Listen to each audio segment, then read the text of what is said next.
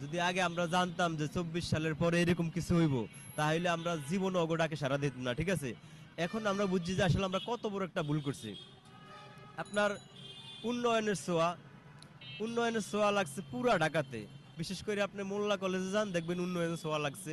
আপনার ভার্সিটি ছাত্ররা উঠে উন্নয়নের ছোঁয়া লাগছে। আপনার এরা রীতিমতো ফিজিক্যাল এক্সারসাইজ করে বর্তমানে মারামারি করে খুন খারাপি করে। আগে আপনার ছাত্ররা শিক্ষকদেরকে দেখলে ভয় পাইতো, এখন শিক্ষকরা ছাত্রদেরকে দেখলে ভয় করে। এই হইলো আমাদের উন্নয়নের স্টাইল, এই হইলো আমাদের দেশের সংস্কার।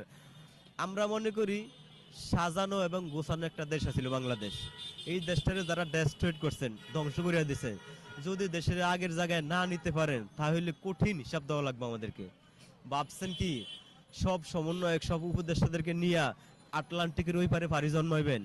এত সহজ না, হিসাব দেওয়া লাগবে আমাদেরকে। প্রয়োজনে বাংলাদেশের প্রত্যেকটা এই বর্ডারে সিসি ক্যামেরা লাগানো হবে। একটা সমন্বয়ক একটা উপদেষ্টাও যেন না ফলাইতে পারে। আমি মনে করি বর্তমানে কোনো রাজনৈতিক দলের কাছে দেশটা দিয়া দেওয়া উচিত, কারণ ওদের ওই সমস্ত রাজনৈতিক দলের ভবিষ্যৎ আছে। ভিডিওটি পুরো দেখার জন্য আপনাকে ধন্যবাদ। চ্যানেলটি সাবস্ক্রাইব ও লাইক কমেন্টস করে পাশে থাকুন।